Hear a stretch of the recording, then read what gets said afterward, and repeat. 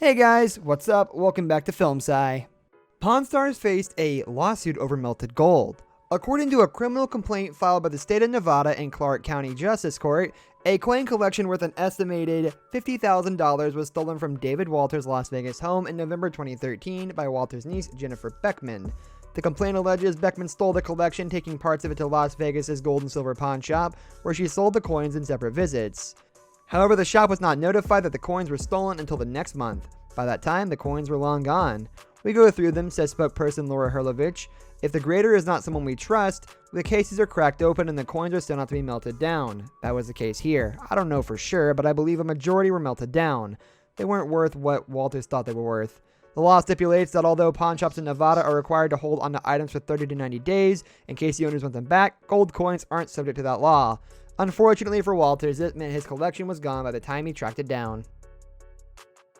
What's going on with Pawn Stars now? This is just one of the many controversies the show has faced over the years.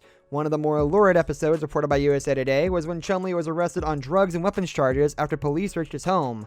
Although the charges were serious, Chumlee's legal team negotiated a deal so that he was only guilty of misdemeanors. Lately, news about the show is more positive. The Las Vegas Review-Journal reports that the show has become one of the first to resume production amid the coronavirus pandemic. The deal was mutually beneficial for the show and for the History Channel, which plans to make 25 new episodes of Pawn Stars despite the coronavirus. The show has been on for 17 seasons. We have this whole lockdown going on and networks cannot cast new television shows, Rick Harrison said during a live interview for Podcasts Friday at Gold and Silver Pawn. Basically, they are running low on content, so they came in and asked if we can start airing early. I said, sure, I need some business making money here. Pawn Stars Rick Harrison spends almost half the year living off-grid. You might not recognize the name, Rick Harrison at first mention, but the second you're reminded of the man behind the Pawn Stars counter for notorious banter with customers and lowball offers, you know exactly who Rick Harrison is. He's created a television phenomenon with his career at the helm of the Gold and Silver Pawn Shop in Las Vegas. With that fame, he's also earned an impressive wealth, but he's a celebrity who subscribes to the social politics of stardom. He values his connection with nature and spends nearly half the year living off the grid altogether.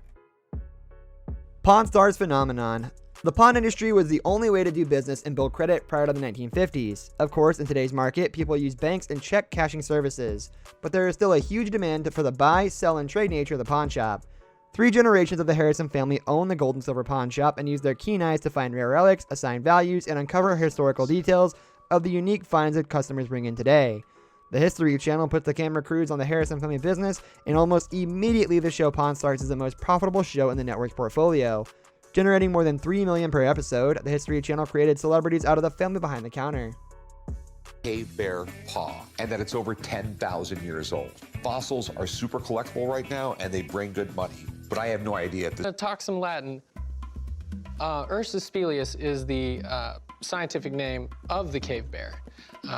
These were massive animals. Has a cave bear claw? Absolutely. This is Ursus spilius.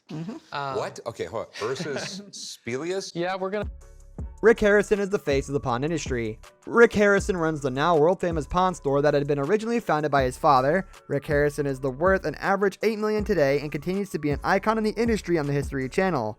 Nicknamed the Spotter, Harrison sees beyond the transactions in his store. He has a gift for identifying valuable items and a true passion for learning the historical stories and relevance behind the trinkets. He has grown to be the face of the pawn industry and the subject of hilarious memes offering tongue-in-cheek jabs as a low-balling nature of the business. He doesn't seem to mind and doesn't let the celebrity status go to his head. In fact, he ventures off-grid for months at a time to get away. That's going to do it for today's video, guys. Thank you for watching. If you enjoyed the video, leave a like on the video, and don't forget to subscribe to our channel so you don't miss out on any of our videos in the future. I'll catch you next time. Goodbye.